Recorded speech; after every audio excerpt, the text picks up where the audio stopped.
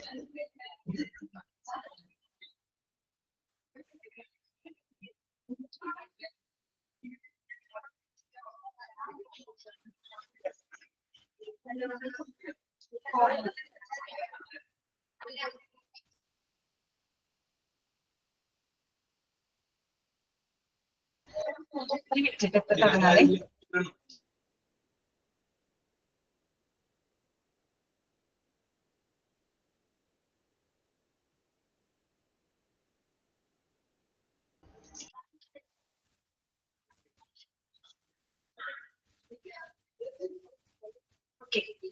നമുക്ക് ഇന്നത്തെ class start ചെയ്യാം കേട്ടോ. ക്ലിയർ ആണോ നിനക്ക്? സ്ക്രീൻ ഓക്കെ ആണോ? സ്ക്രീൻ ക്ലിയർ ആണോ? ഓക്കെ.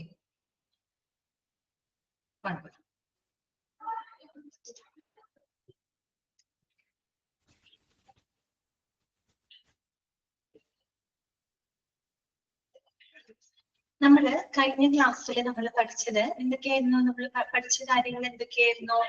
കണ്ടന്റുകളെ പറ്റിയിട്ട് നമ്മൾ കംപ്ലീറ്റ് ചെയ്തിരുന്നു അല്ലെ? അതായത് കണ്ടന്റ് രണ്ട് കാറ്റഗറൈസ് ചെയ്തിട്ടാണ് നമ്മൾ പഠിച്ചത്.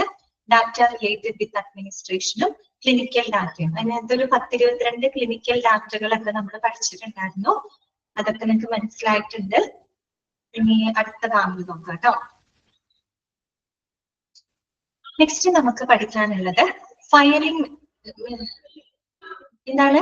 ക്ലാസ് കുറച്ചുകൂടി സ്പീഡ് കുറയ്ക്കുക. സ്പീഡ് കൂടുന്നില്ല ഞാൻ പറയുന്നതിന്. സ്പീഡ് കുറയ്ക്കാം കേട്ടോ. ഓക്കെ. എന്തെങ്കിലും ഉണ്ടെങ്കിൽ പറയണം കേട്ടോ. നമുക്ക് അതിനനുസരിച്ച് ക്ലാസ് അഡ്ജസ്റ്റ് ചെയ്യാം. റെക്കോർഡ് ക്ലാസ് കാണുമ്പോൾ മനസ്സിലാകത്തില്ല. ആണോ? റെക്കോർഡ് ക്ലാസ് കാണുമ്പോൾ മനസ്സിലാവായിക്കുണ്ടോ? ഓക്കെ. സ്പീഡ് കൊണ്ടാണോ മനസ്സിലാവാത്തത്? Okay okay.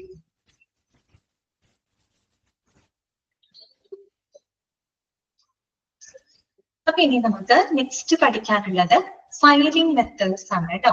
Filing methods and storage of medical records. അതായത് നമ്മൾ മെഡിക്കൽ റെക്കോർഡ്സുകളുടെ ഫയലിംഗിനെ പറ്റിയിട്ടും എങ്ങനെയാണ് നമ്മൾ മെഡിക്കൽ റെക്കോർഡ്സുകൾ സ്റ്റോർ ചെയ്യുന്നത്, അങ്ങനെയുള്ള കുറച്ച് മെത്തേഡുകളാണ് ഇനി നമുക്ക് പഠിക്കാനായിട്ടുള്ളത്. അത് കുറച്ച് ഇമ്പോർട്ടന്റ് ആണ്. അത് നിങ്ങൾ നോട്ട് ചെയ്ത് വെക്കണം. ഇതുവരെ നമ്മൾ പഠിച്ചത് എന്താണ്? മെഡിക്കൽ റെക്കോർഡ് എന്താണെന്നോ, ഒരു പേഷ്യന്റ് മെഡിക്കൽ റെക്കോർഡിൽ ഉൾപ്പെടുത്തേണ്ട കാര്യങ്ങളും അതിന്റെ കണ്ടന്റും ഇങ്ങനെയുള്ള കാര്യങ്ങളൊക്കെ നമ്മൾ മനസ്സിലാക്കി. ഇനി നമുക്ക് പഠിക്കാനുള്ളത് മെഡിക്കൽ റെക്കോർഡ്സിന്റെ ഫയലിംഗ് മെത്തേഡാണ്, അതിന്റെ സ്റ്റോറേജ് മെത്തേഡാണ്. അപ്പൊ പ്രധാനമായിട്ടും 5 മെത്തേഡുകളാണ് അവിടെ പറയുന്നത് കേട്ടോ. 5 മെത്തേഡ്സ് ഉണ്ട് നമുക്ക് പഠിക്കാനായിട്ട്. നമുക്ക് നോക്കാതെ record numbering and filing system. There are several types of numbering and filing systems. Okay, ഏതൊക്കെയാണ്? 5 എണ്ണം അവിടെ കൊടുത്തിട്ടുണ്ട് കേട്ടോ. ഫസ്റ്റ് വൺ വരുന്നത് serial numbering and filing system. Second one unit numbering and filing system. Third one straight numeric filing. Fourth one terminal digit filing. Fifth one middle digit filing. Okay, 5 filing ഉണ്ട്. അപ്പൊ നിങ്ങൾ വിചാരിക്കും ഈ 5 രീതിയിലുമാണ് ഹോസ്പിറ്റലിൽ store ചെയ്തിരിക്കുന്നതെന്ന് വിചാരിക്കും. 5 മെത്തേഡുകൾ ഉണ്ടെന്ന് മാത്രമാണ് അവിടെ പറയുന്നത് കേട്ടോ. 5 മെത്തേഡുകളിലൂടെ നമുക്ക് എന്ത് ചെയ്യാൻ പറ്റും? മെഡിക്കൽ റെക്കോർഡുകൾ ഫയൽ ചെയ്ത് സ്റ്റോർ ചെയ്ത് വെക്കാനായിട്ട് സാധിക്കും. അപ്പൊ ഓരോന്ന് എന്താണെന്നുള്ളത് നമുക്ക് നോക്കാം. അപ്പൊ നിങ്ങൾ പഠിക്കുന്ന സമയത്ത് ഓരോന്നിന്റെ പ്രത്യേകതകൾ കറക്റ്റ് ആയിട്ട് മനസ്സിലാക്കി വെക്കാം. പ്രത്യേകതകൾ തന്നിട്ട് ഇത് ഏത് ടൈപ്പ് ഓഫ് ഫയലിംഗ് മെത്തേഡ് ആണ് എന്ന് ചോദിക്കുമ്പോൾ നിങ്ങൾക്കത് ഐഡന്റിഫൈ ചെയ്യാനായിട്ട് പറ്റണം. ഓക്കെ, അപ്പൊ ആദ്യത്തെ നോക്കാം. സീരിയൽ നമ്പറിംഗ് ആണ് കേട്ടോ. സീരിയൽ നമ്പറിംഗ് ആണ്. എന്താണ് സീരിയൽ നമ്പറിംഗ് ഫയലിംഗ് സിസ്റ്റത്തിന്റെ പ്രത്യേകത നോക്കാം. In serial numbering the patient is given a new number for each occasion of treatment by a healthcare facility. എന്താണ് പറയുന്നത്? അതായത് ഒരു സീരിയൽ നമ്പറിംഗ് ഫയലിംഗ് സിസ്റ്റത്തിന്റെ പ്രത്യേകത എന്താണെന്ന് വെച്ചാൽ രോഗിയുടെ ഈ ആശുപത്രിയിലെ രോഗിയുടെ സന്ദർശനത്തിന്റെ ഓരോ സന്ദർഭത്തിലും രോഗിക്ക് എന്ത് കൊടുക്കണം? ഒരു പുതിയ നമ്പർ കൊടുക്കുകയാണ്. ആലോചിച്ച് നോക്കിയ രോഗി എത്ര പ്രാവശ്യം വരുന്നു, ഓരോ പ്രാവശ്യം വരുമ്പോ ഓരോ പുതിയ നമ്പർ അവർക്ക് കൊടുക്കുകയാണ്. ഓക്കെ, അതാണ് സീരിയൽ നമ്പറിംഗിന്റെ പ്രത്യേകത. ക്ലിയർ ആയോ? അപ്പൊ എന്താണ് serial numbering? The patient is given a new number for each occasion of treatment by a health care facility. അതായത് ആശുപത്രിയില് രോഗിയുടെ സന്ദർശനത്തിന്റെ ഓരോ സന്ദർഭത്തിലും അവർക്ക് ഒരു പുതിയ നമ്പർ അലോട്ട് ചെയ്ത് കൊടുക്കാണ്. ഓക്കെ, ഒരു എക്സാമ്പിൾ പറയാണ്. 3 different numbers are allotted if a patient is registered 3 times. അപ്പൊ ഒരു 3 പ്രാവശ്യം വരുന്ന രോഗിയാണ്.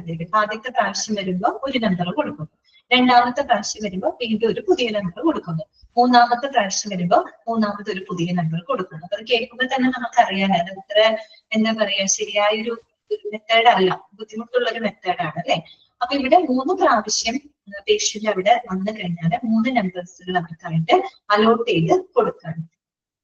അടുത്തത് എന്താണ്? All numbers allotted to a patient are recorded in the master patient index. ഇത് നമ്മൾ പഠിച്ചതാണ്. പേഷ്യന്റ് മാസ്റ്റർ ഇൻഡെക്സ് എന്താണെന്നുള്ളത് നമ്മൾ തുടക്കം പഠിച്ചിട്ടുണ്ടായിരുന്നു അല്ലെ.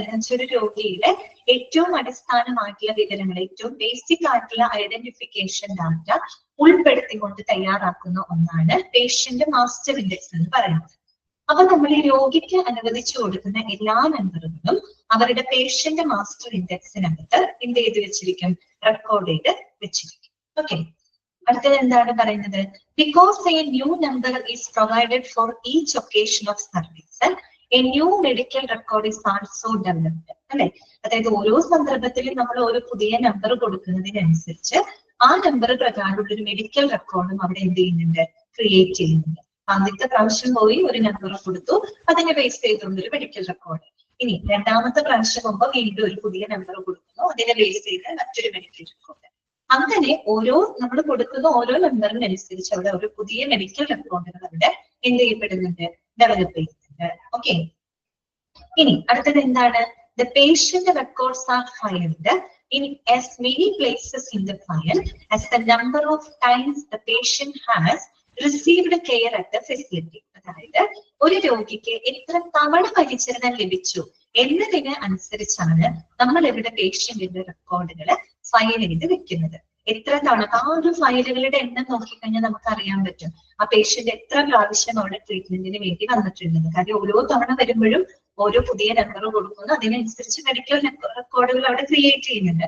അപ്പൊ നമുക്ക് ആ റെക്കോർഡുകളുടെ എണ്ണം നോക്കിക്കഴിഞ്ഞാൽ എത്ര തവണ ആ രോഗി അവിടെ വന്ന് ട്രീറ്റ്മെന്റ് എടുത്തിട്ടുണ്ട് എന്നുള്ളത് നമുക്ക് മനസ്സിലാക്കാനായിട്ട് സാധിക്കും.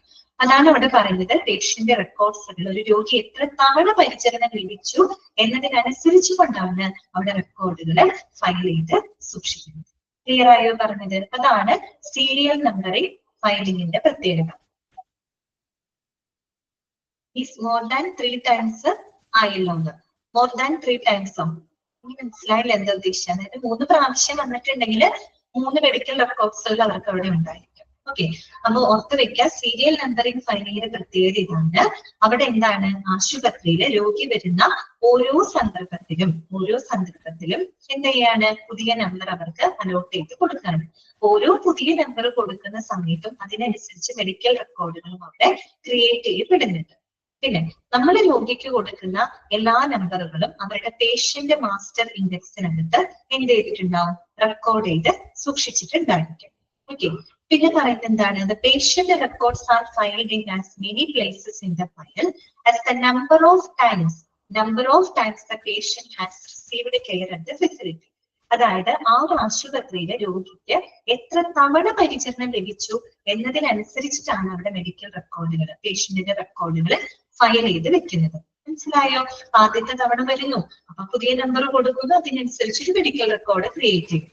രണ്ടാമത് ഒരു മാസം കഴിഞ്ഞു, രണ്ടാമത് അതേ ഹോസ്പിറ്റലിൽ ഈ പേഷ്യന്റ് വരുമ്പോൾ പുതിയൊരു നമ്പർ അപ്പോഴും കൊടുക്കണം. അപ്പൊ അതിനെ ബേസ് ചെയ്തുകൊണ്ട് മറ്റൊരു മെഡിക്കൽ റെക്കോർഡ്. അത് എത്ര തവണ അവര് വരുന്നുണ്ടോ അതിനനുസരിച്ച് അവിടെ മെഡിക്കൽ റെക്കോർഡുകൾ ഉണ്ടായിട്ടുണ്ടാവും. അപ്പൊ എത്ര തവണ പരിചരണം ലഭിച്ചു എന്നതിന് number of times the patient has received the care. Okay, എത്ര തവണ പരിചരണം ലഭിച്ചു എന്നതിനനുസരിച്ചിട്ടാണ് അവിടെ റെക്കോർഡുകൾ ഫയൽ ചെയ്ത് സൂക്ഷിക്കുന്നത്. ക്ലിയർ ആയോ പറഞ്ഞത്? ഓക്കെ ആണോ? മനസ്സിലായോ? ഓക്കെ, ഒന്നുമില്ല അതിനകത്ത് ചിന്തിക്കാൻ. അതായത് ഓരോ തവണ പോകുമ്പോഴും പുതിയ നമ്പർ കൊടുക്കുന്നു, അതിനനുസരിച്ച് മെഡിക്കൽ റെക്കോർഡ് ക്രിയേറ്റ് ചെയ്യുന്നു. അപ്പൊ നിങ്ങളൊന്ന് ആലോചിച്ച് നോക്കിയേ, ഇങ്ങനെ വരുമ്പോൾ ഒരു പ്രശ്നം വരും. ഒരു പേഷ്യന്റിന് തന്നെ മൾട്ടിപ്പിൾ റെക്കോർഡ്സുകൾ ഉണ്ടാകാനുള്ള ഒരു ചാൻസ് ഉണ്ട് അല്ലെ? ഒരു പേഷ്യന്റിന് തന്നെ ഒന്നിൽ കൂടുതൽ റെക്കോർഡുകൾ വരാനുള്ള ഒരു ചാൻസ് ഉണ്ട്. ശരിക്കും ആലോചിച്ച് കഴിഞ്ഞാൽ അത് ഭയങ്കര ബുദ്ധിമുട്ടാണ് അല്ലെ? ഒരു പേഷ്യന്റിന് ഒന്നിൽ കൂടുതൽ റെക്കോർഡ് വരുമ്പോൾ ഒരുപാട് പേഷ്യൻസ് എന്തുമാത്രം റെക്കോർഡുകൾ അവിടെ ഫയൽ ചെയ്ത് വെക്കേണ്ടതായിട്ട് വരും. അതെന്തായാലും അത് അങ്ങനെ ഒരു മെത്തേഡ് ഉണ്ടെന്ന് മാത്രം നിങ്ങൾ മനസ്സിലാക്കി വെച്ചാൽ മതി. അത് അത്ര ശരിയായ രീതിയിൽ നമുക്ക് ബുദ്ധിമുട്ടുള്ള ഒരു ഫയലിംഗ് മെത്തേഡാണ് കേട്ടോ. ഓക്കെ, അതെ അതെ അതെ അഫ്ല, അങ്ങനെയായിരിക്കും. ഡീറ്റെയിൽസ് എല്ലാം പല റെക്കോർഡിൽ വരും അല്ലെ? അപ്പൊ അത് കേൾക്കുമ്പോൾ തന്നെ നമുക്കറിയാം അത്ര കംഫർട്ടബിൾ ആയിട്ടുള്ള ഒരു ഫൈലിംഗ് മെത്തേഡ് ആണ്. ഓക്കെ, അപ്പൊ ഇങ്ങനെയുള്ള മെത്തേഡുകൾ ഉണ്ടെന്ന് മാത്രമാണ് ഇവിടെ പറയുന്നത്. ഈ മെത്തേഡ് അഡോപ്റ്റ് ചെയ്യുന്നു എന്നല്ല പറയുന്നത്. ഇങ്ങനെയും നമുക്ക് എന്ത് ചെയ്ത് വെക്കുന്നുണ്ട്, ഫയൽ ചെയ്ത് വെക്കാം എന്നാണ് പറയുന്നത്. മെത്തേഡുകളാണ് പഠിക്കുന്നത്, പല രീതിയിൽ നമുക്ക് എന്ത് ചെയ്ത് വെക്കാം, ഫയൽ ചെയ്ത് കേട്ടോ. നെക്സ്റ്റ് വരുന്നതാണ് യൂണിറ്റ് നമ്പറിംഗ് ആൻഡ് ഫയലിംഗ്. ഇതാണ് നമ്മൾ ഉപയോഗിക്കുന്ന method. Unit numbering and filing. ആ പേര് സൂചിപ്പിക്കുന്നത് പോലെ യൂണിറ്റ് നമ്പറിംഗ് എന്ന് പറയുന്നത് എന്താണ്? ഒരൊറ്റ നമ്പർ കൊടുക്കുന്നത്, അതിനനുസരിച്ച് സിംഗിൾ യൂണിറ്റ് മെഡിക്കൽ റെക്കോർഡ് ഉണ്ടായിരിക്കും. അതായിരിക്കും ആ രോഗിയുടെ പരിചരണത്തിലുടനീളം ഉപയോഗപ്പെടുത്തുന്നത്. അതിൽ ഏറ്റവും നല്ല രീതി അതൊക്കെയാണ് നമ്മുടെ ഹോസ്പിറ്റലിൽ നമ്മളൊക്കെ അഡോപ്റ്റ് ചെയ്യുന്നത്. ആ ഒരു രീതിയിലാണ് കേട്ടോ. അപ്പൊ നമുക്ക് നോക്കാം unit numbering and filing. Okay, here the patient is allocated a number on the first admission or visit, which is retained for all subsequent admissions and treatments. Underline ചെയ്തിരിക്കുക കേട്ടോ. എന്താണ്? Here the patient is allocated a number on the first admission or visit, which is retained for all subsequent admissions and treatments. ഇവിടെ എങ്ങനെയാണ്? അതായത് ഒരു രോഗിയുടെ ആദ്യത്തെ admission സമയത്തോ അല്ലെങ്കിൽ ആദ്യ സന്ദർശന സമയത്തോ അവർക്കായിട്ടൊരു നമ്പർ നമ്മൾ അലോക്കേറ്റ് ചെയ്ത് കൊടുക്കുന്നത്. ആ ഒരു നമ്പർ തന്നെയാണ് പിന്നീട് രോഗിയുടെ പരിചരണത്തിലുടനീളം ഉപയോഗപ്പെടുത്തുന്നത്. ഓക്കെ, ഒറ്റ നമ്പർ ഉള്ളൂ. ആ ഒരൊറ്റ നമ്പറിനെ ബേസ് ചെയ്തിട്ട് ഒരു മെഡിക്കൽ റെക്കോർഡ് അവിടെ ക്രിയേറ്റ് ചെയ്തത്. അത് തന്നെയാണ് രോഗിയുടെ പരിചരണത്തിലുടനീളം ഉപയോഗപ്പെടുത്തുന്നത്. ക്ലിയർ? ഇത് നോക്കാം. Unit numbering provides A single record. കണ്ടോ, ഒറ്റ നമ്പർ കൊടുക്കുന്നു, അതിനെ ബേസ് ചെയ്ത് ഒരു സിംഗിൾ റെക്കോർഡ് മാത്രമാണ് ഇവിടെ ക്രിയേറ്റ് ചെയ്യപ്പെടുന്നത്. which is a composite of all data gathered on a given patient. ആ ഒരു മെഡിക്കൽ റെക്കോർഡിനകത്ത് പേഷ്യന്റിന്റെ എല്ലാ വിവരങ്ങളും ഗ്യാദർ ചെയ്ത് നമ്മൾ ആ ഒരൊറ്റ റെക്കോർഡിലാണ് സൂക്ഷിക്കുന്നത്. അല്ലാണ്ട് പല പല റെക്കോർഡുകൾ ഇവിടെ വരില്ല അല്ലെ? ആ രോഗിയുടെ എല്ലാ വിവരങ്ങളും ഗ്യാദർ ചെയ്ത് നമ്മൾ ഒരൊറ്റ റെക്കോർഡിലാണ് അവിടെ സൂക്ഷിച്ച് വെക്കുന്നത്. അതും എന്താണ്? Regardless of the number or types of services provide. അവിടെ എത്ര തവണ പരിചരണം കൊടുത്തുവെന്നോ എത്ര തരത്തിലുള്ള പരിചരണം കൊടുത്തിട്ടുണ്ടോ എന്നുള്ളത് അവിടെ പരിഗണിക്കുന്നില്ല. അതേസമയം സീരിയൽ നമ്പറെങ്കിൽ നേരെ തിരിച്ചായിരുന്നു അല്ലെ? എത്ര തവണ പരിചരണം കൊടുത്തിട്ടുണ്ട് അല്ലെങ്കിൽ എത്ര തവണ അവർ ട്രീറ്റ്മെന്റ് എടുത്തിട്ടുണ്ട് എന്നതിനനുസരിച്ചിട്ടാണ് സീരിയൽ നമ്പറിനകത്ത് നമ്മൾ റെക്കോർഡ് ഫയൽ ചെയ്ത് വെച്ചത്. ഇവിടെ അങ്ങനെ ഒരു വിഷയം വരുന്നുണ്ടോ? ഇല്ല. ഇവിടെ എത്ര തവണ പരിചരണം കൊടുത്തുവെന്നോ എന്നതിനെ അവിടെ പരിഗണിക്കുന്നില്ല. പകരം എന്താണ്? ആ രോഗിയുടെ ആദ്യത്തെ സന്ദർശന സമയത്തോ ഫസ്റ്റ് അഡ്മിഷൻ സമയത്തോ ഒരു നമ്പർ കൊടുക്കുന്നു, അതിനെ ബേസ് ചെയ്തുകൊണ്ട് ഒരു സിംഗിൾ മെഡിക്കൽ റെക്കോർഡ് ക്രിയേറ്റ് ചെയ്യപ്പെടുന്നു.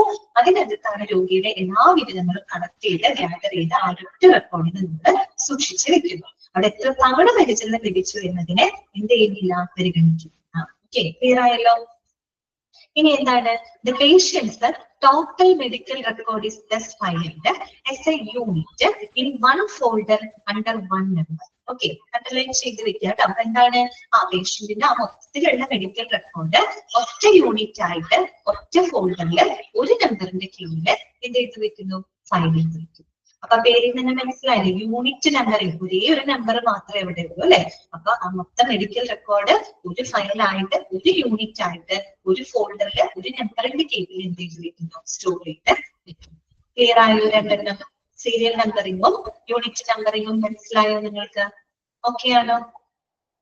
ക്ലിയർ അല്ലേ? ഒന്ന് വേണമെങ്കിൽ വായിച്ചു നോക്കാം, ജസ്റ്റ് ഒന്ന് വായിച്ചു നോക്കി രണ്ടെണ്ണം, സീരിയൽ നമ്പറിങ്ങും യൂണിറ്റ് നമ്പറിങ്ങും ഒന്ന് വായിച്ചു നോക്കാം കേട്ടോ.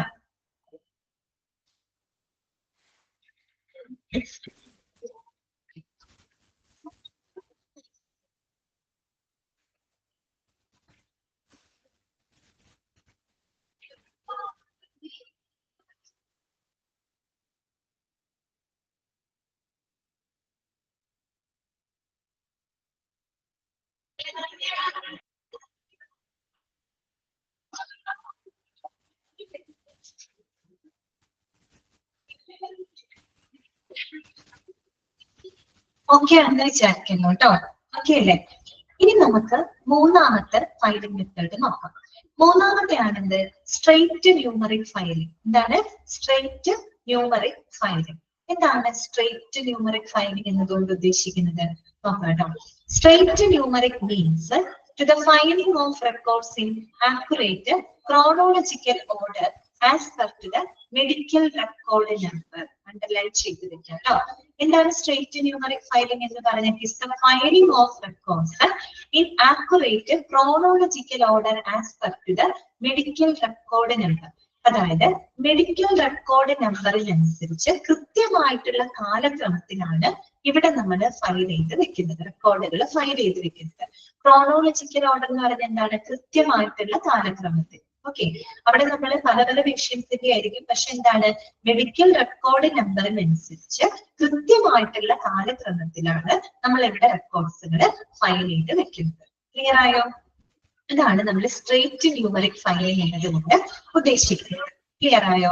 ഒന്നുകൂടെ പറയാണ്, മെഡിക്കൽ റെക്കോർഡ് നമ്പറിനനുസരിച്ച് കൃത്യമായിട്ടുള്ള കാലക്രമത്തിൽ നമ്മൾ ഇവിടെ റെക്കോർഡുകൾ ഫയൽ ചെയ്ത് സൂക്ഷിക്കുന്നു. That is called straight numeric filing.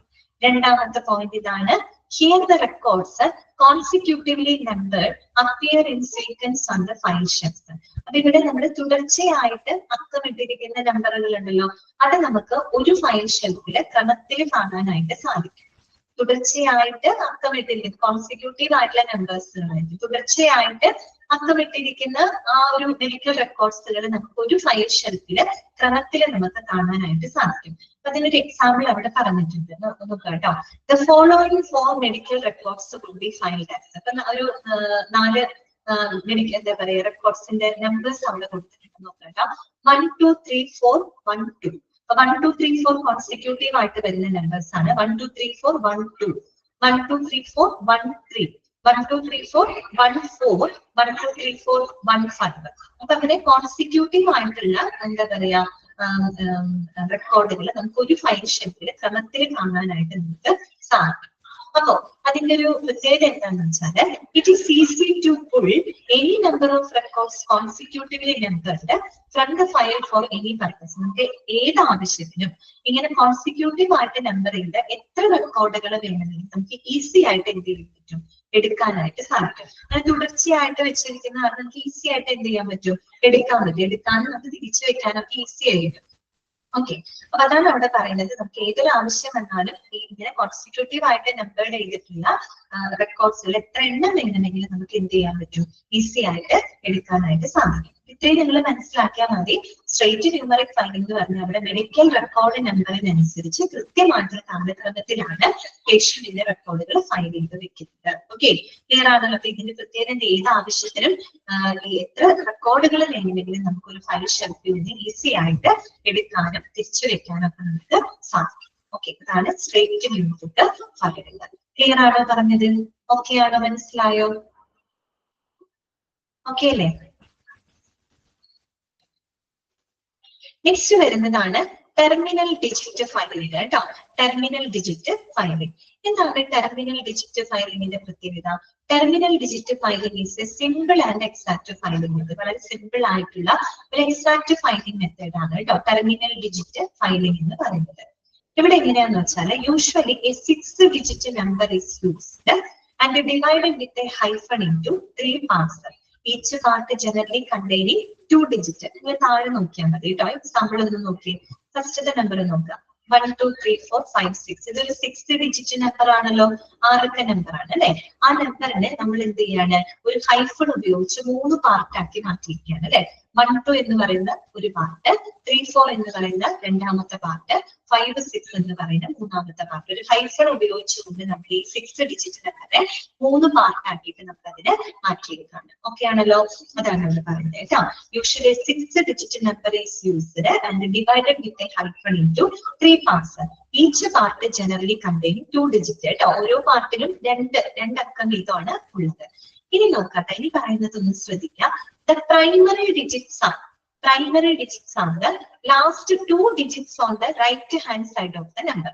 അതായത് ഈ ഒരു നമ്പറിന്റെ റൈറ്റ് സൈഡ് വലതു ഭാഗത്തുള്ള അവസാനത്തെ രണ്ടക്കങ്ങൾ കണ്ടോ, അവരാണ് എന്ത് പ്രൈമറി ഡിജിറ്റ് എന്ന് പറയുന്നത്. ഓക്കെ, അപ്പൊ പ്രൈമറി ഡിജിറ്റ് എന്ന് പറഞ്ഞാൽ എന്താണ്, last 2 digits on the right hand side of this number. ഈ നമ്പറിന്റെ റൈറ്റ് സൈഡിലുള്ള അവസാനത്തെ രണ്ടക്ക നമ്പർ ഏതാണ്, 5 6 ആണ്.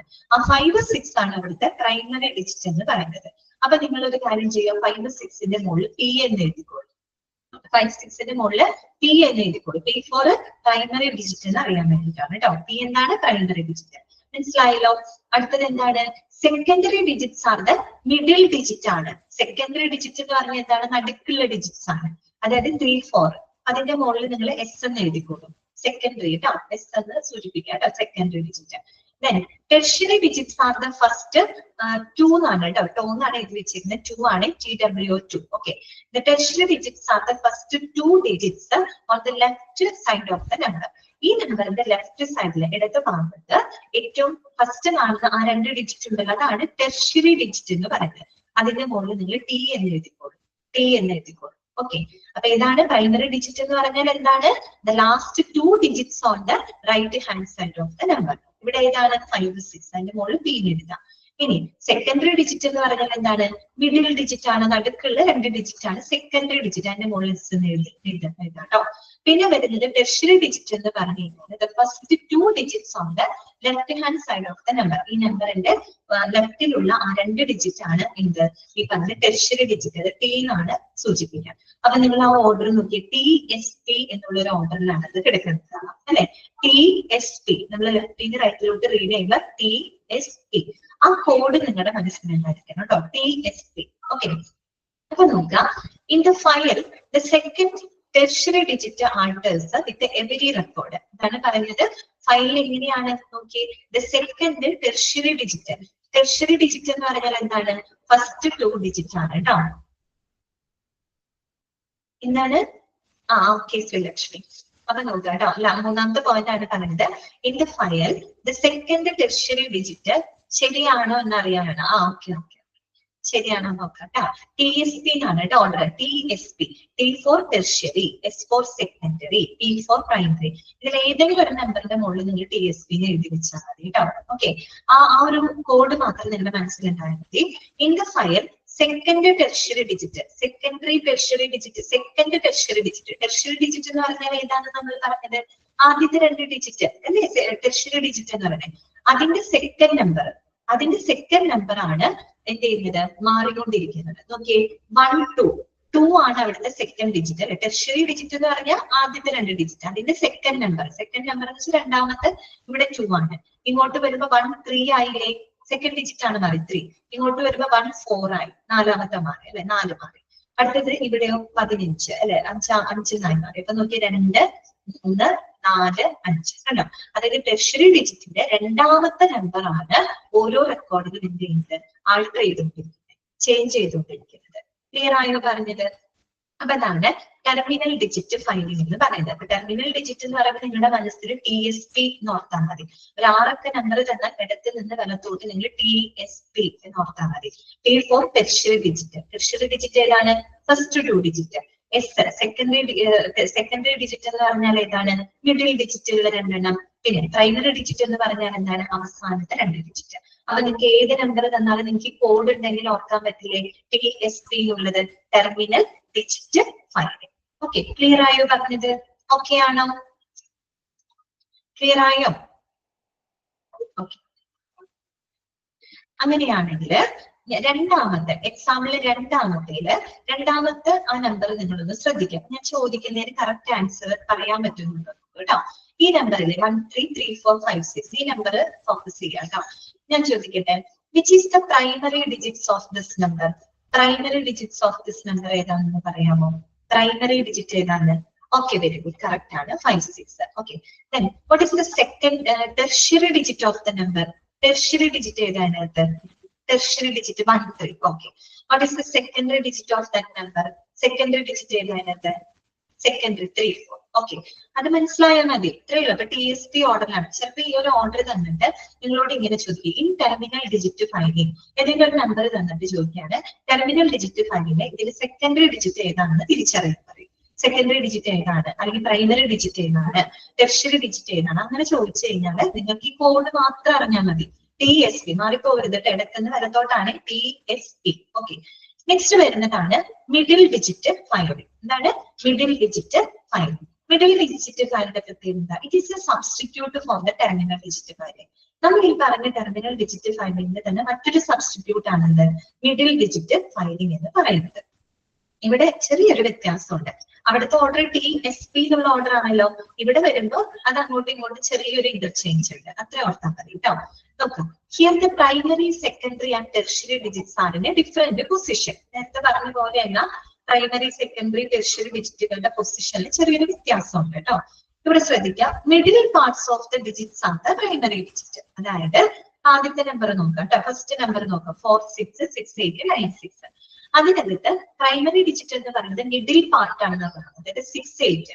അപ്പൊ നിങ്ങൾ 68ന്റെ മുകളിൽ P എഴുതി വെക്കാം. 68ന്റെ മുകളിൽ P എഴുതി വെക്കാം. അതാണ് പ്രൈമറി ഡിജിറ്റ് എന്ന് പറയുന്നത്. ഓക്കെ, ഡിജിറ്റ്സ് ഓഫ് ദ, ഒരു മിനിറ്റ്,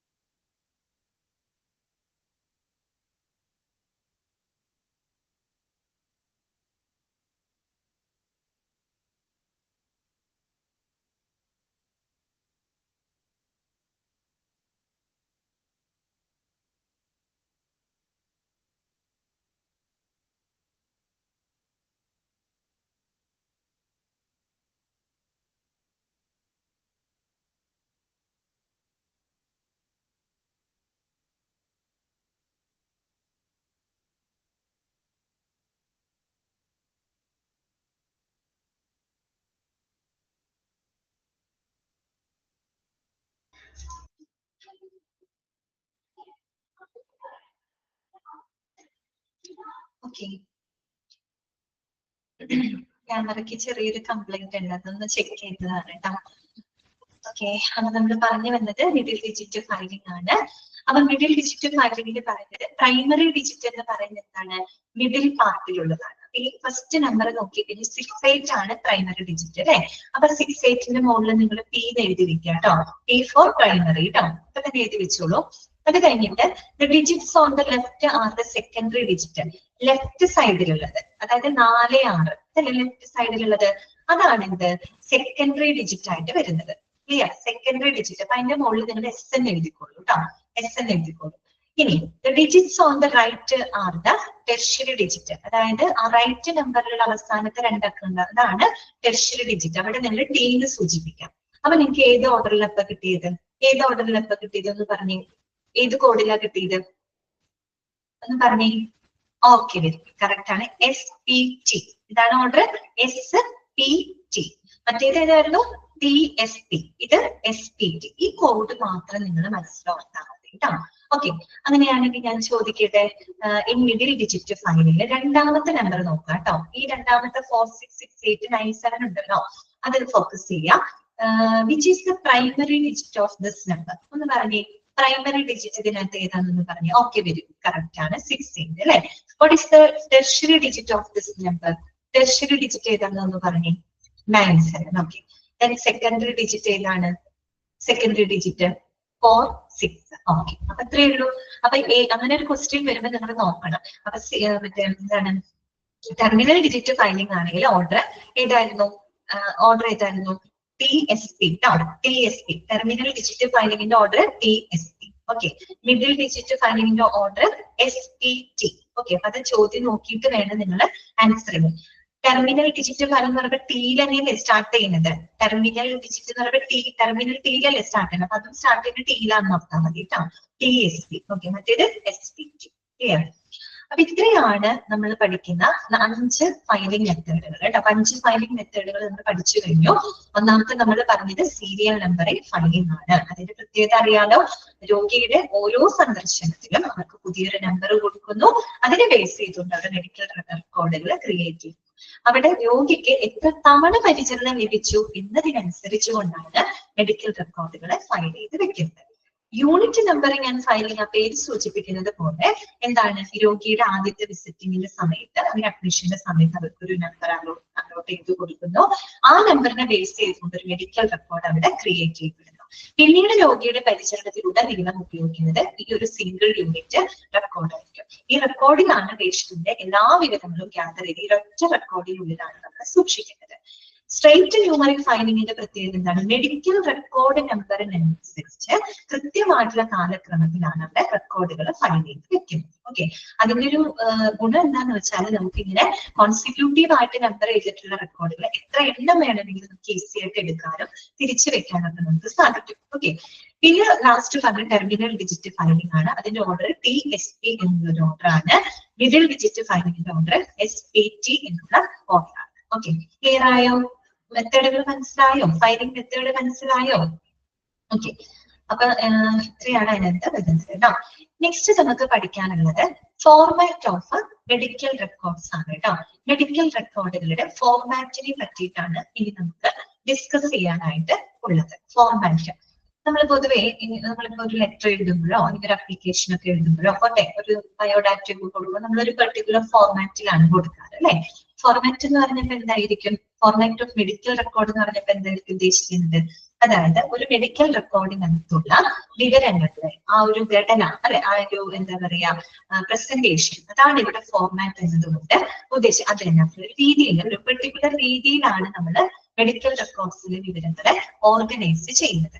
അപ്പൊ അങ്ങനെ ഒരു 3 ഫോർമാറ്റുകൾ നമുക്ക് പഠിക്കാം. 3 രീതികളിൽ നമുക്ക് എന്ത് ചെയ്യാൻ പറ്റും? മെഡിക്കൽ റെക്കോർഡിലുള്ള വിവരങ്ങളെ നമുക്ക് 3 രീതിയിൽ എന്ത് ചെയ്യാൻ പറ്റും? ഇങ്ങനെ അറേഞ്ച് ചെയ്യാനായിട്ട് പറ്റും. ഓക്കെ, ആ ഒരു ഫോർമാറ്റ് ആണ് ഇനി നമ്മൾ പഠിക്കാനായിട്ട് പോകുന്നത്. അപ്പൊ പ്രധാനമായിട്ടും 3 ഫോർമാറ്റുകൾ ഇമ്പോർട്ടന്റ് ആണ് കേട്ടോ. ഫസ്റ്റ് വൺ വരുന്നത് SOMR ആണ് കേട്ടോ. എന്താണ് SOMR? ഇതൊന്നും ഇല്ല കേട്ടോ, അല്ല അവിടെ ഒരു ബ്രാക്കറ്റ് കൊടുത്താൽ മതി. SOMR എന്ന് പറഞ്ഞാൽ എന്താണ്? Source oriented medical record. എന്താണ് സോഴ്സ് ഓറിയന്റഡ് മെഡിക്കൽ റെക്കോർഡ്? രണ്ടാമത്തെ ഫോർമാറ്റ് എന്താണ്? POMR എന്ന് പറയുന്നത് എന്താണ്? Problem oriented medical record. മൂന്നാമത്തത് ഇന്റഗ്രേറ്റഡ് മെഡിക്കൽ റെക്കോർഡ്. ഏതൊക്കെയാണ് 3 ഫോർമാറ്റുകൾ? ഇവിടെ തന്നെ പഠിക്കാം. ഏതൊക്കെയാണ്? SOMR source oriented medical record. രണ്ടാമത്തെ എന്താണ്? POMR എന്ന് പറഞ്ഞാൽ എന്താണ്? Problem oriented medical record. മൂന്നാമത്തെ എന്താണ്? Integrated medical record. ഇതാണ് നമുക്ക് പഠിക്കാനായിട്ട്. ആദ്യത്തെ നമുക്ക് നോക്കാം കേട്ടോ, SOMR നോക്കാം. അപ്പൊ അവിടെ അതിനുശേഷം നിങ്ങളൊരു കാര്യം ചെയ്യാം. ഇവിടെ എല്ലാം ഒരുമിച്ചാണ് എഴുതിയിരിക്കുന്നത്. അപ്പൊ നിങ്ങൾ ഇവിടെ 1, 2, 3 എന്ന് നമ്പർ ഇട്ട് കൊടുക്കാം കേട്ടോ. അങ്ങനെ ഇട്ട് കൊടുക്കാം.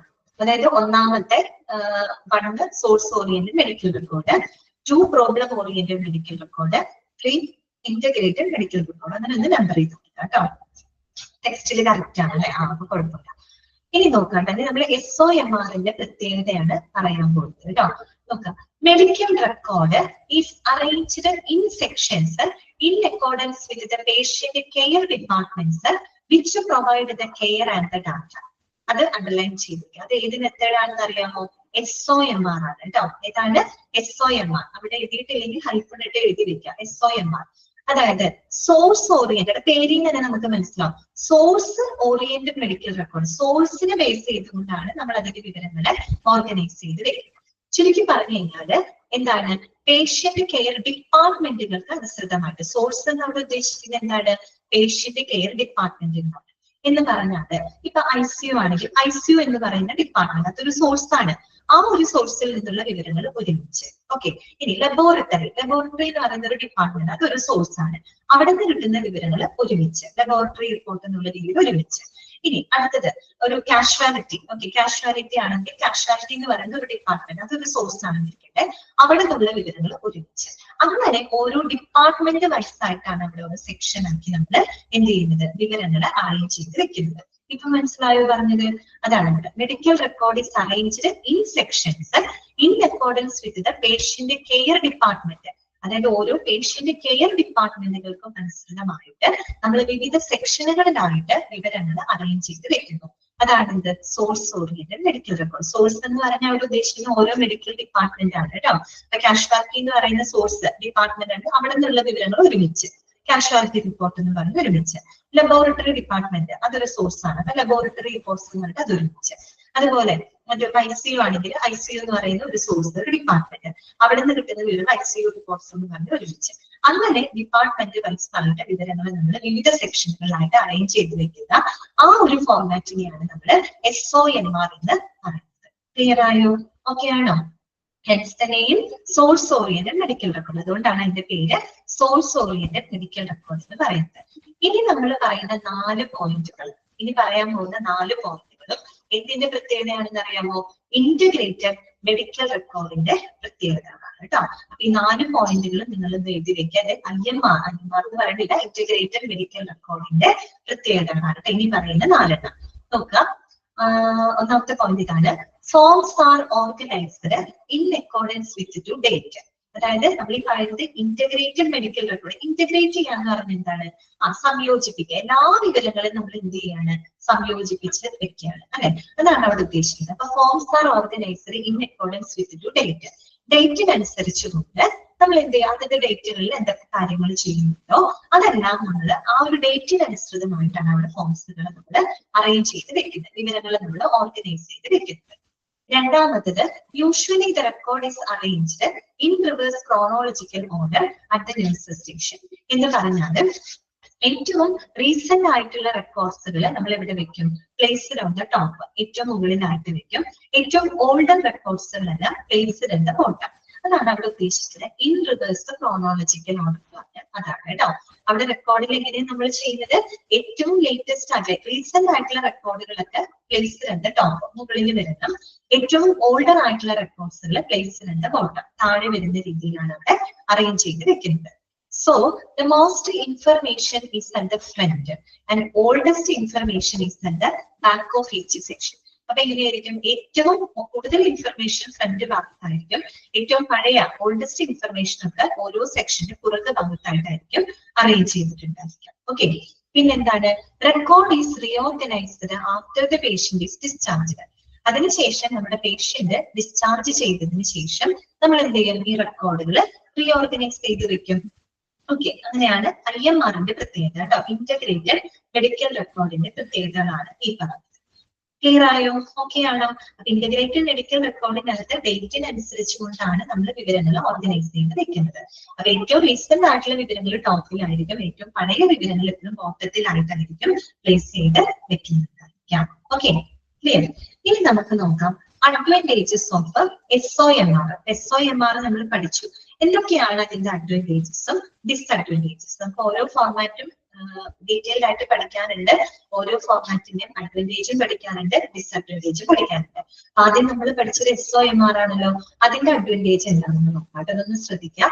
Organizes reports from each source together, making it easy to decide the assessment, treatments and observations a particular department provided.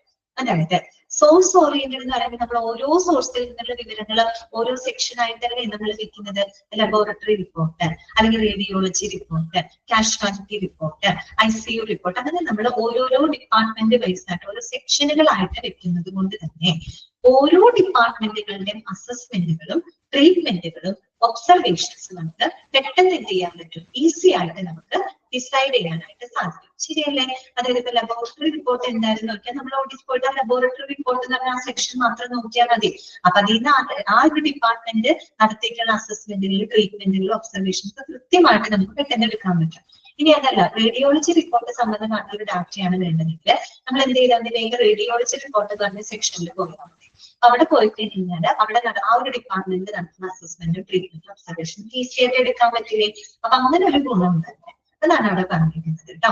Organises reports from each source together, making it easy to decide the assessment, treatment of observation a particular department provide. അതായത് ഓരോ particular ഡിപ്പാർട്ട്മെന്റും എന്തൊക്കെ അസസ്മെന്റുകൾ നടത്തിയിട്ടുണ്ട്, എന്തൊക്കെ ട്രീറ്റ്മെന്റുകൾ നടത്തിയിട്ടുണ്ട്, എന്തൊക്കെ observations നടത്തിയിട്ടുണ്ടെന്ന് നമുക്ക് easy ആയിട്ട് എന്ത് ചെയ്യാൻ പറ്റും, ഡിസൈഡ് ചെയ്യാനായിട്ട് സാധിക്കും. അതാണ് SOMRന്റെ ഒരു അഡ്വാൻറ്റേജ് ആയിട്ട് അവരവിടെ പറയുന്നത്. ക്ലിയർ ആയോ? ഇനി ഡിസഡ്വാൻറ്റേജ് എന്താന്ന് നോക്കാം. ഇങ്ങനെ ചെയ്യുന്നതിന് മറ്റൊരു ബുദ്ധിമുട്ടുണ്ട്. ഡിസഡ്വാൻറ്റേജ് എന്താന്ന് വെച്ചാൽ not possible to rapidly decide all of the patient's problems and treatments being given for the patient at a given time, as the data from the different departments are arranged in sections and not in accordance with the problems of the patient or integrated in time sequence. അപ്പോൾ ഒരു ഏറ്റവും വലിയൊരു disadvantage ആയിട്ട് പറയുന്നത് നമ്മളൊരു particular ടൈമില് ആ രോഗിക്ക് ഉണ്ടായിരുന്ന എല്ലാ അസുഖങ്ങളെ കുറിച്ചുള്ള മൊത്തത്തിലൊരു ഡീറ്റെയിൽ നമുക്ക് ഇതിലൂടെ കിട്ടില്ല. അതെല്ലാം ഇങ്ങനെ സെക്ഷൻ വൈസ് ആയിട്ടാണ് വെച്ചേക്കുന്നത്. അപ്പൊ നമുക്കൊരു നിശ്ചിത സമയത്ത് ആ രോഗിക്ക് ഉണ്ടായിരുന്ന എല്ലാ പ്രോബ്ലംസിനെ പറ്റിയിട്ട് മൊത്തത്തിലുള്ള ആ രോഗിയുടെ പ്രോബ്ലംസുകൾ, പല പ്രോബ്ലംസ് ഉണ്ടായിട്ടുണ്ടാവാം. അപ്പൊ ആ ഒരു നിശ്ചിത സമയത്ത് ആ ഒരു രോഗിക്ക് ഉണ്ടായിരുന്ന എല്ലാ പ്രശ്നങ്ങളെ പറ്റിയിട്ടും നമുക്ക് എന്ത് കിട്ടില്ല, വിവരങ്ങൾ നമുക്ക് ലഭിക്കില്ല. നമുക്ക് ഒരു ലബോറട്ടറിയുടെ റിപ്പോർട്ട് അറിയണമെങ്കിൽ അത് കഴിഞ്ഞ് ആ സെക്ഷനിൽ നോക്കിയാൽ കിട്ടും. റേഡിയോളജിക്ക് നോക്കിക്കഴിഞ്ഞാൽ അത് കിട്ടും. പക്ഷെ ഒരു നിശ്ചിത സമയത്ത്, ഒരു പെർട്ടിക്കുലർ സമയത്ത് ഒരു പക്ഷെ അത് ലാബ് ടെസ്റ്റ് ചെയ്തിട്ടുണ്ടാവും, റേഡിയോളജി ടെസ്റ്റ് ചെയ്തിട്ടുണ്ടാവും, മറ്റുള്ള ക്ലിനിക്കൽ ടെസ്റ്റുകളൊക്കെ നടത്തിയിട്ടുണ്ടായിരിക്കും. അപ്പൊ ആ ഒരു പെർട്ടിക്കുലർ സമയത്ത് ആ രോഗിക്ക് ഉണ്ടായിരുന്ന എല്ലാ പ്രോബ്ലംസിനെ പറ്റിയിട്ടും നമുക്ക് പെട്ടെന്ന് ഡിസൈഡ് ചെയ്യാനായിട്ട് സാധിക്കും. പറഞ്ഞു മനസ്സിലായോ? കാര്യം എന്താണ്? As the data from the different departments are arranged in sections, not in accordance with the problem. പ്രോബ്ലത്തിന് ബേസ് ചെയ്തിട്ടല്ല അത് തിരിച്ചേക്കുന്നത്.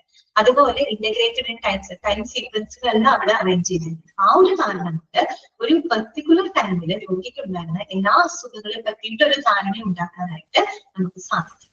ക്ലിയർ ആയോ പറഞ്ഞത്? മനസ്സിലായോ? ഉദ്ദേശിച്ച കാര്യം ക്ലിയർ ആണോ? ഓക്കെ. അതായത് ഇപ്പൊ ഒരു രോഗിക്ക് ഡയബറ്റിസ് ഉണ്ട്, ഹൈപ്പർ ടെൻഷൻ ഉണ്ടെന്ന് വിചാരിക്കാം. രോഗിക്ക് ഷുഗറും ഉണ്ട്, അതുപോലെ തന്നെ എന്തുണ്ട്, BP-യുടെ പ്രോബ്ലം ഉണ്ട്. അപ്പൊ നമുക്ക് ഷുഗറിന് എന്തൊക്കെ മരുന്ന് കൊടുത്തു, BP-ക്ക് എന്തൊക്കെ മരുന്ന് കൊടുത്തു, സെപ്പറേറ്റ് നമുക്ക് അറിയാൻ പറ്റില്ല. കാരണം ലാബ് റിപ്പോർട്ട് ഒരു സെക്ഷൻ ഉണ്ട്, ഓക്കെ, മെഡിക്കേഷൻ റെക്കോർഡ് വേറൊരു സെക്ഷൻ ഉണ്ട്, ഇനി ഡോക്ടറുടെ അസസ്മെന്റ് വേറൊരു സെക്ഷൻ. എല്ലാം ഇങ്ങനെ പല പല സെക്ഷനിലായിട്ട് എടുത്തിട്ടുണ്ട്. നമുക്ക് നിലവിൽ ഇപ്പൊ അവർക്ക് എന്തൊക്കെ മരുന്നുകൾ കൊടുക്കുന്നുണ്ട് അതൊന്നും നമുക്ക് കറക്റ്റ് ആയിട്ട് എന്ത് ചെയ്യാൻ പറ്റില്ല, പെട്ടെന്ന് നമുക്ക് അറിയാനായിട്ട് സാധിക്കും. അതെല്ലാം സെക്ഷൻ ആയിട്ടാണ് എടുക്കുന്നത്. ഒരു പെർട്ടിക്കുലർ സമയത്ത് ആ രോഗിക്ക് ഉണ്ടായിരുന്ന എല്ലാ പ്രോബ്ലംസിനെയും പറ്റിയിട്ടും നമുക്കൊരു ഐഡിയ കിട്ടാനായിട്ട് ഇത് വളരെ ബുദ്ധിമുട്ടുണ്ടാവും. അതാണ് SOMRന്റെ ഒരു ഡിസഡ്വാൻറ്റേജ് ആയിട്ട് പറയുന്നത്. അത്രയേ ഉള്ളൂ. അപ്പൊ SOMR എന്ന് പറഞ്ഞാൽ സോഴ്സ് ഓറിയന്റഡ് മെഡിക്കൽ റെക്കോർഡ്. അവിടെ എങ്ങനെയാണ് നമ്മൾ ഡിപ്പാർട്ട്മെന്റ് വൈസ് ആയിട്ട് വിവിധ സെക്ഷനുകളിലായിട്ടാണ് വിവരങ്ങൾ നമ്മൾ ഓർഗനൈസ് ചെയ്ത് വെക്കുന്നത്. അപ്പൊ അതിന്റെ അഡ്വാൻറ്റേജ് എന്താണെന്ന് വെച്ചാൽ ഓരോ പെർട്ടിക്കുലർ ഡിപ്പാർട്ട്മെന്റുകളിൽ നടത്തിയിട്ടുള്ള അസസ്മെന്റുകളും ട്രീറ്റ്മെന്റുകളും നമുക്ക് പ്രത്യേകം സെപ്പറേറ്റ് ചെയ്ത് നമുക്ക് അറിയാനായിട്ട് സാധിക്കും. ഡിസഡ്വാൻറ്റേജ് എന്താന്ന് പറഞ്ഞാൽ ഒരു പെർട്ടിക്കുലർ ടൈമില് ആ രോഗിക്ക് ഉണ്ടായിരുന്ന എല്ലാ പ്രശ്നങ്ങളെ പറ്റിയിട്ട് നമുക്കൊരു ധാരണ, അങ്ങനെ ഐഡിയ കിട്ടാനായിട്ട് ഇവിടെ ബുദ്ധിമുട്ടായിരിക്കും. ക്ലിയർ ആയോ പറഞ്ഞത്? ഓക്കെയാണ് SOMR? ഓക്കെ അല്ലേ SOMR? ഓക്കെ. നെക്സ്റ്റ് വരുന്നതാണ് POMR കേട്ടോ, പ്രോബ്ലം ഓറിയന്റഡ് മെഡിക്കൽ റെക്കോർഡ്. ആ പേര് സൂചിപ്പിക്കുന്നത് പോലെ എന്തിനാണ് അവിടെ പ്രാധാന്യം കൊടുക്കുന്നത്? പ്രോബ്ലംസിനെ ബേസ് ചെയ്തുകൊണ്ടാണ് അവിടെ നമ്മൾ വിവരങ്ങൾ ഓർഗനൈസ് ചെയ്യുന്നത്. മറ്റൊരു സോഴ്സ് ആണല്ലോ, ഡിപ്പാർട്ട്മെന്റ് വൈസ് ആയിട്ടാണല്ലോ. POMR എന്ന് പറഞ്ഞാൽ പ്രോബ്ലം ഓറിയന്റഡ് ആണ്. എന്താണോ, അതായത് ഒരു രോഗിയുടെ പ്രത്യേക ആരോഗ്യ പ്രശ്നങ്ങള് അല്ലെങ്കിൽ അവർക്കുണ്ടാകുന്ന ആശങ്കകള് അതിനെ ഫോക്കസ് ചെയ്തുകൊണ്ടാണ് നമ്മൾ മെഡിക്കൽ റെക്കോർഡിന്റെ വിവരങ്ങൾ അവിടെ എന്ത് ചെയ്യുന്നത്, ഓർഗനൈസ് ചെയ്യുന്നത്. That is called POMR. Okay, അപ്പൊ അതിനെ പറ്റി പഠിക്കേണ്ട കാര്യങ്ങൾ ഇതൊക്കെയാണ്. ദിസ് ഇൻട്രൊഡ്യൂസർ പറയുന്നത് ലോറൻസ് എൽബീഡ്. അണ്ടർലൈൻ ചെയ്ത് വെക്കാം. POMR ആരാണ് ഇൻട്രൊഡ്യൂസ് ചെയ്തത്? ലോറൻസ് എൽബീഡ് എന്ന് പറയുന്ന വ്യക്തിയാണ് കേട്ടോ. അത് ചോദിക്കാറുണ്ട്. അത് മാത്രമല്ല, it provide A systematic method of documentation to reflect the logical thinking on the part of the physician controlling the care of the patient. അപ്പോൾ ഈ POMR എന്ന് പറയുമ്പോൾ കുറെ കൂടെ സിസ്റ്റമാറ്റിക് മെത്തേഡ് ഓഫ് ഡോക്യുമെന്റേഷൻ ആയിട്ടാണ് കണക്കാക്കുന്നത്. എന്ന് വെച്ച് കഴിഞ്ഞാല് അവിടെ നമുക്ക് വളരെ പ്രോബ്ലംസിനെ ബേസ് ചെയ്തുകൊണ്ട് വളരെ സിസ്റ്റമാറ്റിക് ആയിട്ടുള്ള ഒരു രീതിയിലാണ് നമ്മൾ അവിടെ വിവരങ്ങൾ ഡോക്യുമെന്റ് ചെയ്തു വെക്കുന്നത്. അതുകൊണ്ട് തന്നെ പേഷ്യന്റിന് ഒരു കൃത്യമായിട്ടുള്ള ഒരു പരിചരണം കൊടുക്കാനായിട്ട് അത് ഫിസിഷ്യനെ വളരെയധികം ഹെൽപ്പ് ചെയ്യുന്നുണ്ട്. ഓക്കെ, അപ്പൊ അതാണ് അതിന്റെ ഒരു പ്രത്യേകത. SOMR പോലെയല്ല, POMR കുറച്ചും കൂടി എന്താണ്, സിസ്റ്റമാറ്റിക് മെത്തേഡ് ഓഫ് ഡോക്യുമെന്റേഷൻ ആണ്. അതിനകത്ത് ആ ഒരു രോഗിയുടെ പരിചരണത്തിന് പറ്റിയിട്ടുള്ള ഫിസിഷ്യന്റെ ആ ഒരു അസസ്മെന്റ് കൃത്യമായിട്ട് അത് ഫിസിഷ്യനെ ഹെൽപ്പ് ചെയ്യുന്നുണ്ട്. ഫിസിഷ്യന് കറക്റ്റ് ആയിട്ട് അസസ്മെന്റ് എടുക്കാനായിട്ട് സഹായിക്കുന്നുണ്ട്. അതാണ് അവിടെ എഴുതിയിരിക്കുന്നത് കേട്ടോ. അത് മാത്രമല്ല, the physician explains and follows each clinical problem individually and organizes them for the solution. അവിടെ ഡോക്ടർ ഓരോ പ്രശ്നങ്ങളെ വ്യക്തിഗതമായിട്ട് തന്നെ ഓരോ പ്രശ്നങ്ങളെ പരിശോധിച്ച് അതിനാവശ്യമായിട്ടുള്ള പരിഹാരങ്ങൾ കാണുന്നു. ക്ലിയർ ആയി പറഞ്ഞത്? അതായത് വ്യക്തിഗതമായിട്ട് ഓരോ എന്താ പറയുക, ഇൻഡിവിജ്വലി ആയിട്ട് തന്നെ ഓരോ പ്രശ്നങ്ങളും കൃത്യമായിട്ട് അസസ് ചെയ്തുകൊണ്ട് അതിനുള്ള പരിഹാരം കാണാനായിട്ട് ഡോക്ടറിനെ ഹെൽപ്പ് ചെയ്യുന്നുണ്ട്. അതാണ് POMRന്റെ പ്രത്യേകത. ഓക്കെ, ഇനി POMRനെ പറ്റി കുറച്ചധികം നമുക്ക് ഡീറ്റെയിൽഡ് ആയിട്ട് പഠിക്കാനുണ്ട്. ഈ POMR ഫോർമാറ്റിനകത്ത് പ്രധാനമായിട്ടും 4 പാർട്ടുകളാണ് വരുന്നത്. ഏതൊക്കെയാണ് 4 പാർട്ടുകൾ? Generally 4 parts. First one database. First one എന്താണ്? Database. Second one problem list. Third one initial plans. Fourth one progress note. ഇത് ഏതിൽ വരുന്നതാണ്? POMRനകത്ത് വരുന്ന 4 ഭാഗങ്ങൾ ഏതൊക്കെയാണ്? ഒന്ന് ഡാറ്റാബേസ്. Okay, database. രണ്ടാമത്തത് പ്രോബ്ലം ലിസ്റ്റ്. മൂന്നാമത്തത് ഇനീഷ്യൽ പ്ലാൻസ്. നാലാമത്തത് പ്രോഗ്രസ് നോട്ട്സ്. ഇനി ഇവ ഓരോന്ന് എന്താണെന്നുള്ളത് നമുക്ക് നോക്കാം. ഓക്കെ, ഫസ്റ്റ് വരുന്നതാണ് ഡാറ്റാബേസ്. എന്തായിരിക്കും ഡാറ്റാബേസ്? എന്തായിരിക്കും ഉദ്ദേശിക്കുന്നത്? Minimum set of data to be got from every patient that include chief complaint, present illness, patient profile, and associated social data, past history, and a review of systems, physical examinations of defined content, and the baseline laboratory data. ആ പേര് സൂചിപ്പിക്കുന്നുണ്ട്, based database ആണ്. അതായത് ഒരു രോഗിയിൽ നിന്ന് നമുക്ക് ലഭിക്കുന്ന ഏറ്റവും ബേസിക് ആയിട്ടുള്ള വിവരങ്ങളാണ് അവിടെ രേഖപ്പെടുത്തുന്നത്. എന്ന് പറഞ്ഞാല് ഡാറ്റാബേസിനകത്ത് എന്തൊക്കെ കാര്യങ്ങൾ ഉണ്ടാവും? ആ ഒരു പേഷ്യന്റ് ചീഫ് കംപ്ലൈന്റ് അല്ലെ, അവരുടെ പ്രധാനപ്പെട്ട പ്രശ്നം എന്താണ്, പ്രസന്റ് ഇൽനെസ് നിലവിലുള്ള അവരുടെ അസുഖം എന്താണ്, പേഷ്യന്റ് പ്രൊഫൈൽ എന്ന് വെച്ചാൽ അവരുടെ വിവരങ്ങളാണ്, ഏറ്റവും ബേസിക് ആയിട്ട് ഐഡന്റിഫിക്കേഷൻ ഡാറ്റകളാണ്. അവരുടെ പേര്, അവരുടെ എന്താ പറയാ ജെൻഡർ ഐഡന്റിറ്റി, അഡ്രസ്, അങ്ങനെയുള്ള കാര്യങ്ങൾ. ആൻഡ് അസോസിയേറ്റഡ് സോഷ്യൽ ഡാറ്റ, അതുമായിട്ട് ബന്ധപ്പെട്ട് അവരുടെ സോഷ്യൽ ഡാറ്റകൾ. അതുപോലെ പാസ്റ്റ് ഹിസ്റ്ററി, ഓക്കെ, അവരുടെ ഹെൽത്ത് ഹിസ്റ്ററി എന്തായിരുന്നു. റിവ്യൂ ഓഫ് സിസ്റ്റംസ്, മൊത്തത്തിലുള്ള അവരുടെ ശരീരത്തിനെ പറ്റിയിട്ടുള്ള ഒരു എന്താ പറയാ റിവ്യൂസ്. പിന്നെ ഫിസിക്കൽ എക്സാമിനേഷൻ ഓഫ് ഡിഫൈൻഡ് കണ്ടവരിൽ നടത്തുന്ന പ്രാഥമികമായിട്ട് നടത്തുന്ന ശാരീരിക പരിശോധനകൾ. അതുപോലെ ബേസ്മെന്റ് ലബോറട്ടറി ഡാറ്റ, ഏറ്റവും പ്രൈമറി ആയിട്ട് നടത്തുന്ന ലബോറട്ടറി വിവരം. അങ്ങനെ ഒരു രോഗിയിൽ നിന്ന് നമുക്ക് ലഭിക്കുന്ന ഏറ്റവും ബേസിക് ആയിട്ടുള്ള വിവരങ്ങൾ ഉൾപ്പെടുത്തുന്നതാണ് ഡാറ്റാബേസ് എന്ന് പറയുന്നത്. ക്ലിയർ ആയോ? ഡാറ്റാബേസിനെ എന്തെങ്കിലും ഉൾപ്പെടുത്തുന്നതെന്ന് വെച്ച് നിങ്ങൾ അറിഞ്ഞിരിക്കണം. ഇതൊക്കെയാണ് chief complaint, present illness, patient profile, social data, past history, review of systems, physical examination, base line laboratory data. Okay, ആദ്യത്തെ പാർട്ട് ക്ലിയർ ആയല്ലോ. രണ്ടാമത്തെ ഭാഗം എന്താണ്? പ്രോബ്ലം ലിസ്റ്റ് ആണ്. എന്താണ് പ്രോബ്ലം ലിസ്റ്റ്? ഓക്കെ, എന്താണ് പ്രോബ്ലം ലിസ്റ്റ് എന്ന് പറഞ്ഞു കഴിഞ്ഞാല് it is contained on a form placed in front of the record. അതായത് അത് ഈ പറയുന്ന POMR റെക്കോർഡിന്റെ ഏറ്റവും ഫ്രണ്ടിലായിട്ട് ഒരു ഫോമിനകത്ത് നമ്മൾ കൃത്യമായിട്ടുള്ള പ്രോബ്ലംസുകൾ എഴുതിക്കൊണ്ട് ലിസ്റ്റ് നമ്മൾ വെച്ചിട്ടുണ്ടാവും. നമ്മുടെ പ്രോബ്ലത്തിന് ബേസ് ചെയ്തിട്ടാണല്ലോ നമ്മൾ വിവരങ്ങൾ അറേഞ്ച് ചെയ്യുന്നത്. So it is contained on a form. Problem list എന്ന് പറയുമ്പോൾ പ്രോബ്ലംസ് ആണ്. അത് that is contained on a form that is placed in front of the record. അത് റെക്കോർഡിന്റെ ഏറ്റവും ഫ്രണ്ടിലായിട്ട് തന്നെ പ്രോബ്ലം ലിസ്റ്റ് ഉണ്ടായിരുന്നു. അതിനകത്ത് കൃത്യമായിട്ട് ആ ഒരു രോഗി ഫേസ് ചെയ്യുന്ന എല്ലാ പ്രോബ്ലംസ് അതിന് ലിസ്റ്റ് ഔട്ട് ചെയ്തിട്ടുണ്ടായിരുന്നു. ഇനി പ്രോബ്ലംസിനെ പറ്റി പറയുകയാണെങ്കിൽ problems R anything that need the management or diagnostic work of. Problems എന്ന് പറഞ്ഞാല് ശാരീരികമായിട്ടുള്ള ഹെൽത്ത് സംബന്ധമായിട്ടുള്ള പ്രോബ്ലംസ് മാത്രമല്ല അവിടെ ഉദ്ദേശിക്കുന്നത്. വൈകാരികമായിട്ടും സോഷ്യൽ അതായത് എക്കണോമിക് ആയിട്ടും അതുപോലെ എന്താ പറയാ സാമൂഹികമായിട്ടും ആ ഒരു രോഗി നേരിടുന്ന എല്ലാവിധ പ്രശ്നങ്ങളും അതിനകത്ത് ലിസ്റ്റ് ഔട്ട് ചെയ്തിട്ടുണ്ടാവും. മനസ്സിലായോ? അവരുടെ പ്രോബ്ലം എന്ന് പറയുന്നത് അവരുടെ ശാരീരികമായിട്ടുള്ള പ്രോബ്ലംസ് മാത്രമല്ല അവിടെ ഉദ്ദേശിക്കുന്നത്. വൈകാരികമായിട്ടും സാമൂഹ്യപരമായിട്ടും സാമ്പത്തികപരമായിട്ടും ആ ഒരു പേഷ്യന്റ് എന്തൊക്കെ പ്രോബ്ലംസുകൾ ഫേസ് ചെയ്യുന്നുണ്ടോ അതെല്ലാം തന്നെ കൃത്യമായിട്ട് ഇതിനകത്ത് ലിസ്റ്റ് ഔട്ട് ചെയ്തിട്ടുണ്ടാവും. അതാണ് അവരിവിടെ പറയുന്നത്. Problems R anything that need the management or diagnostic purpose. It including medical, social, economic and demographic problems past and present. കണ്ടോ? എല്ലാ പ്രോബ്ലംസും ഉണ്ട്. മെഡിക്കൽ പ്രോബ്ലംസ് മാത്രമല്ല, social problems, economic problems, demographic problems വെച്ചാൽ social problems തന്നെയാണ് ഉദ്ദേശിക്കുന്നത് കേട്ടോ. അതുപോലെ അവരുടെ നിലവിലുള്ളതും മുന്നുണ്ടായിരുന്നതുമായിട്ടുള്ള എല്ലാ പ്രശ്നങ്ങളും അതിനകത്ത് ലിസ്റ്റ് ചെയ്യുന്നുണ്ട്. പിന്നെ എന്താണ് പറയുന്നത്? List must affirm the problems at the level of the physician's apprehension of a particular problem. ഇനി നമുക്ക് അവിടെ ലിസ്റ്റ് ആ പ്രോബ്ലം ലിസ്റ്റിന്റെ പ്രത്യേകത എന്താണെന്ന് വെച്ചാല് അവിടെ നമ്മൾ ഓരോ പ്രോബ്ലത്തിന്റെയും ഡോക്ടറുടെ ഇന്റർപ്രിട്ടേഷനിലാണ് നമ്മൾ അവിടെ പ്രോബ്ലംസ് ലിസ്റ്റ് ഔട്ട് ചെയ്യുന്നത്. പറഞ്ഞു മനസ്സിലായോ? അതായത് നമ്മുടെ ഇന്റർപ്രിട്ടേഷൻ അല്ല, അതായത് ലെവൽ ഓഫ് ഫിസിഷ്യൻസ് ആപ്രിഹെൻഷൻ. ആപ്രിഹെൻഷൻ എന്ന് വെച്ചാൽ ഇന്റർപ്രിട്ടേഷൻ ആണ്. അതായത് ഓരോ പ്രോബ്ലത്തിന് ഡോക്ടർ എങ്ങനെയാണ് ഇന്റർപ്രിറ്റ് ചെയ്യുന്നത് ആ ഡോക്ടറുടെ ഇന്റർപ്രിട്ടേഷൻ ആയിരിക്കും നമ്മൾ പ്രോബ്ലം ലിസ്റ്റിനകത്ത് രേഖപ്പെടുത്തിയിട്ടുണ്ട്. എന്ന് പറഞ്ഞാല് ഇപ്പൊ ഒരാൾക്ക് നെഞ്ചുവേദന വന്നു എന്ന് വിചാരിക്കാം. നമ്മളിപ്പോ ഡോക്ടേഴ്സ് വന്നിട്ട് നമ്മൾ പറയും ചെസ്റ്റ് പെയിൻ ആണ് എന്നുള്ള രീതിയിൽ, നമ്മൾ ചെസ്റ്റ് പെയിൻ ഉള്ള രീതിയിലാണ് നമ്മൾ പറയുന്നത്. പക്ഷെ ഒരു ഡോക്ടർ അതിനെ ഇന്റർപ്രിറ്റ് ചെയ്യുന്നത് വേറൊരു രീതിയിലായിരിക്കും. മേബി ആ ചെസ്റ്റ് പെയിൻ ഒരു ഗ്യാസ് മൂലമാവാം, അതല്ലെങ്കിൽ ഒരു പക്ഷെ ഹാർട്ടിൽ ബ്ലോക്ക് മൂലമാവാം. ഡോക്ടറുടെ പരിശോധനയിൽ ഡോക്ടർക്ക് മനസ്സിലായ ആ ചെസ്റ്റ് പെയിൻ റീസൺ എന്ന് പറയുന്നത് ബ്ലോക്കാണ്. അപ്പൊ ഡോക്ടർ ചിലപ്പോൾ അതിനെ എഴുതി വെക്കുക ആൻജിന പെക്ടോറിസ് എന്നുള്ള രീതിയിലായിരിക്കും എഴുതുന്നുണ്ടാവും. നമ്മുടെ ഇന്റർപ്രിട്ടേഷൻ നമ്മൾ ചെസ്റ്റ് പെയിൻ എന്ന് പറയുന്നു, പക്ഷെ ഡോക്ടർ അതിനെ ഇന്റർപ്രിറ്റ് ചെയ്യുന്ന ലെവൽ വ്യത്യാസമുണ്ട്. ഡോക്ടർ ഇത് കൃത്യമായിട്ട് ഇന്റർപ്രിറ്റ് ചെയ്യുന്നത് it's A symptom of angina pectoris. ഇതൊരു എന്താണ് ഹാർട്ട് അറ്റാക്കിനുള്ള ഒരു ലക്ഷണമായിട്ടുള്ള ചെസ്റ്റ് പെയിൻ ആണ്. അപ്പൊ ആ ഒരു രീതിയിൽ ഓരോ പ്രോബ്ലംസിന്റെ ഡോക്ടറുടെ ലെവൽ ഓഫ് ഇന്റർപ്രിട്ടേഷൻ ആയിരിക്കും അവിടെ പ്രോബ്ലംസ് കറക്റ്റ് ആയിട്ട് രേഖപ്പെടുത്തി വെച്ചിട്ടുണ്ടായിരിക്കും. കാര്യം എന്താണ്? ഈ റെക്കോർഡ്സുകളെല്ലാം കൈകാര്യം ചെയ്യുന്നത് മെഡിക്കൽ പ്രൊഫഷണൽസ് ആണ് അല്ലെ. അപ്പൊ അവര് ഒരു ഡോക്ടർക്ക് അല്ലെങ്കിൽ മറ്റൊരു ഡോക്ടർക്ക് അത് നോക്കുമ്പോൾ മനസ്സിലാവണം. അപ്പൊ അത് എപ്പോഴും ഡോക്ടറുടെ ഇന്റർപ്രിട്ടേഷനിലായിരിക്കും, ലെവൽ ഓഫ് ആപ്രിഹെൻഷനിലായിരിക്കും നമ്മൾ അവിടെ പ്രോബ്ലംസിനെ ലിസ്റ്റ് ഔട്ട് ചെയ്യുന്നത്. അത് നമ്മളെ പോലെ ചെസ്റ്റ് പെയിൻ അല്ലെങ്കിൽ ഒരു അബ്ഡോമിനൽ പെയിൻ ആ രീതിയിലായിരിക്കില്ല അവിടെ ഇന്റർപ്രിറ്റ് ചെയ്യുന്നുണ്ടാവുക. ക്ലിയർ ആയോ? അതാണ് നമ്മൾ ഉദ്ദേശിക്കുന്നത് കേട്ടോ.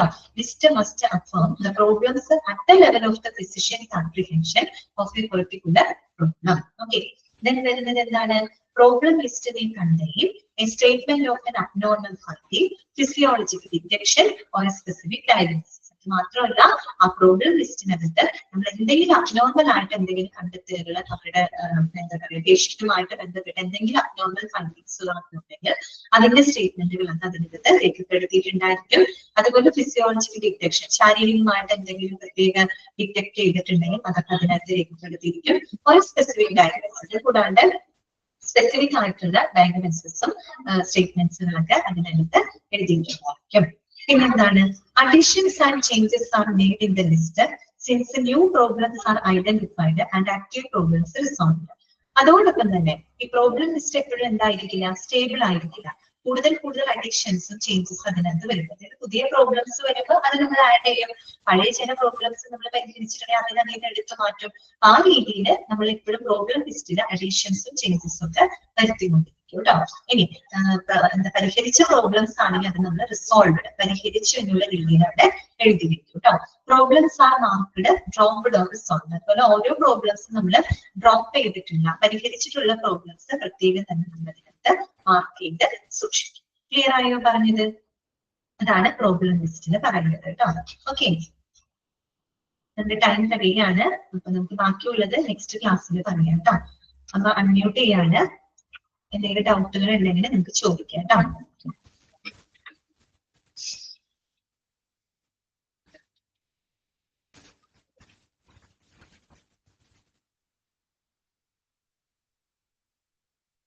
SOMR മനസ്സിലായില്ല. SOMR എന്ന് പറഞ്ഞാല് സോഴ്സ് ഓറിയന്റഡ് മെഡിക്കൽ റെക്കോർഡാണ് കേട്ടോ. സോഴ്സ് എന്ന് ഉദ്ദേശിക്കുന്നത് എന്താണെന്ന് അറിയാമോ? ഓരോ ഡിപ്പാർട്ട്മെന്റ് വൈസാണ്. സോഴ്സ് നമ്മൾ ഉദ്ദേശിക്കുന്ന ഓരോ ഡിപ്പാർട്ട്മെന്റുകളാണ്. ഇപ്പൊ ലബോറട്ടറി എന്ന് പറയുന്ന ഒരു ഡിപ്പാർട്ട്മെന്റ്, അതൊരു സോഴ്സ് ആണ്. അപ്പൊ ലബോറട്ടറി സംബന്ധമായിട്ടുള്ള വിവരങ്ങൾ ലബോറട്ടറി റിപ്പോർട്ട് എന്ന് പറഞ്ഞ ഒരു സെക്ഷനിലായിട്ട് നമ്മൾ സൂക്ഷിച്ചു വെക്കും. ഓക്കെ.